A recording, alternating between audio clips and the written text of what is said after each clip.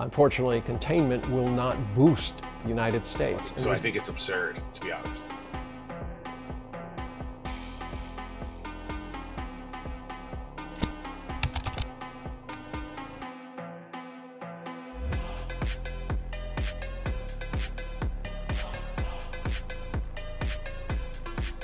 TikTok issue likely to be handed over to the next administration, depending on the timetable. Yeah, so I think seeing the TikTok issue as a national security issue is kind of absurd.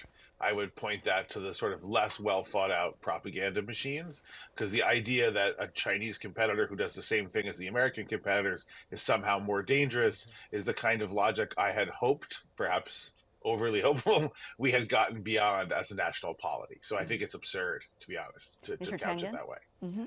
Yeah, I mean, TikTok is a reaction not to the company itself. It's really about anything that is success that says Chinese, it's automatically suspect. It has to be gotten rid of. It has to be chopped down, kind of like with China itself. It's all about a containment strategy.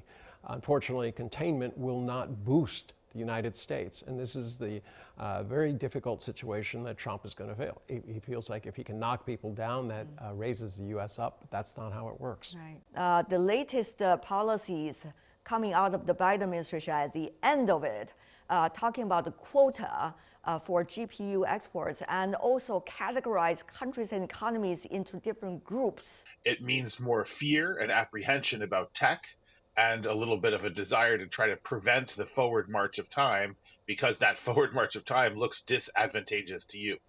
Of course, there is no policy, there is no rule that a country can take that arrests the forward motion of time, and that's usually a messy and expensive misadventure.